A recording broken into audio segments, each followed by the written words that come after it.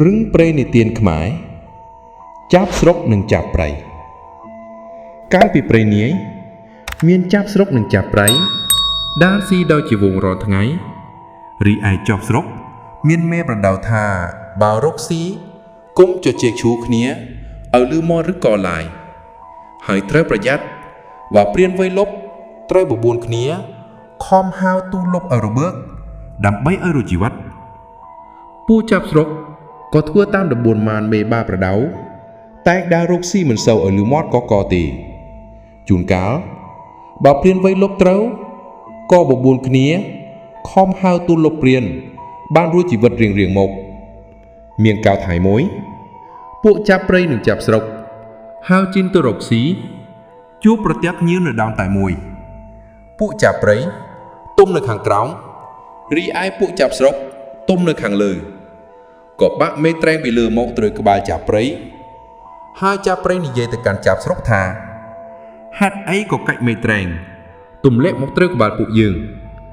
ចាប់ស្រុកក៏បានប្រាប់ទៅចាប់ព្រៃវិញថាយើងមិនបានកាច់មេត្រែងឲ្យបាក់ត្រូវអ្នកឯងទេគឺមេត្រែងវាបាក់មកខ្លួនឯងទេតាពួកចាប់ព្រៃជាពួកឥតកាន់តំបន់ម៉ានមិនពិចារណាឲ្យឃើញខុសត្រូវក៏បបួនគ្នាបង្កហេតុបង្កើតចំនួននឹងពួកចាប់ស្រុក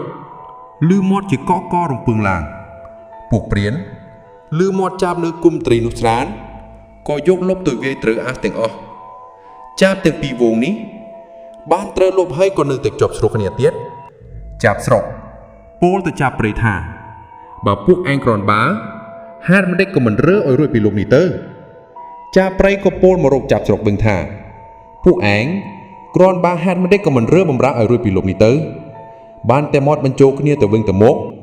មិនគិតបំរើឲ្យរួចជីវិតសោះកំពុងតែឆ្លោះគ្នា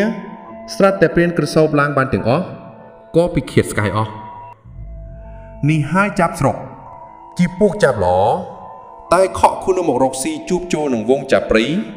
ជាពួកចាប់ប្រព្រឹត្តអាក្រក់ក៏មានរឿងឆ្លោះគ្នាទាល់តែព្រានវាលុបត្រូវស្លាប់ទាំងអស់គ្នា